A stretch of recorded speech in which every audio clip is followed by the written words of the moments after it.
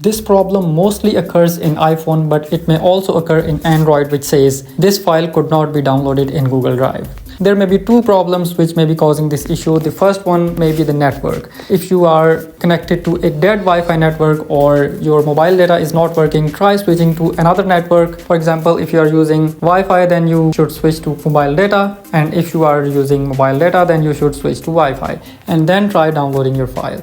But if it still does not work and you're not able to download your file, then let's move towards the second and 100% working solution, which I discovered myself. I watched many tutorials on YouTube, but none of them actually worked. So for solving this issue, you have to head towards your mobile settings. And after that, you have to scroll down and here you get an option General. So go to General, and the third option in this list is iPhone storage. Tap on it.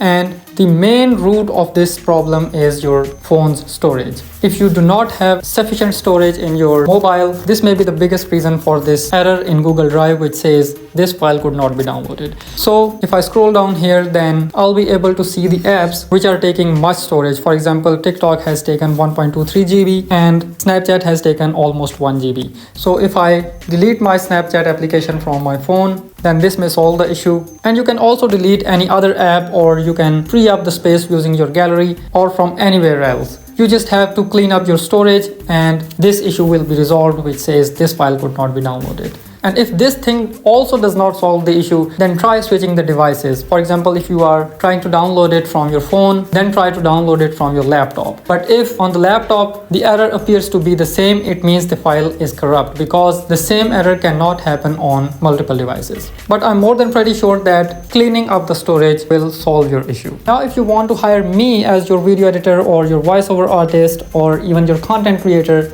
you can contact me on this Instagram account and I'll be waiting for you there. So if you have any of the questions, let me know in the comments. See you in the next video. Thank you so much.